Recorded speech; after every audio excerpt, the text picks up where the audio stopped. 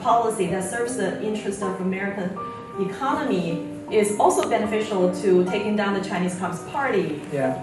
See, this is a really easy answer, and I actually wrote it years ago in my Death by China book. Yeah.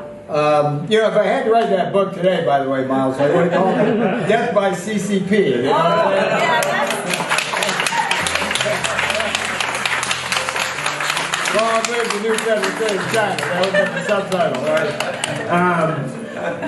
But yeah, it's an easy answer because I argue, there's actually a chapter in the book about how I argue that the economic reforms that I was preaching for China to adopt would actually be better for communist China, right? It's if they were able to abide by the rules of fair trade, their workers would not be under these tremendous human rights abuses. They'd earn decent wages. They would have free to have wonderful families, enjoy freedoms, have more free time. It would be a very prosperous economy. I think there was a few reformers in China, communist China, who tried to go down that road.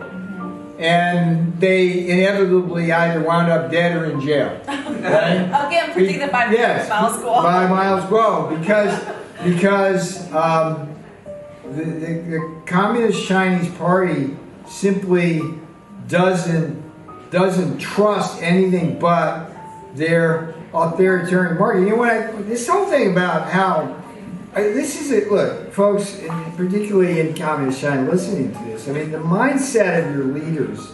I go back to the days of Mao, and you and I had a very heartfelt discussion before this offline about how your parents, when you were a young child, were victims of Mao's Cultural Revolution, and you were forced to go and raise pigs on the farm, and you know, all of that. But there was a policy under Mao. You'll get it. You'll give me the exact terminology, but it was something like the Four Sparrows program, something related to what Mao tried to do in this kind of command and control fashion, was kill all the pests. Thought it was like a good idea to get rid of the rats and the sparrows. That's so absurd. And what happened was, I mean, there was like peasants out like banging on pots and pans and flushing out the steel factory rodents, and they killed them. And what happened was, in the absence of those pests, those perceived pests, they had other pests grow because the one pest ate the other pest, and they wound up losing all of their grain crop.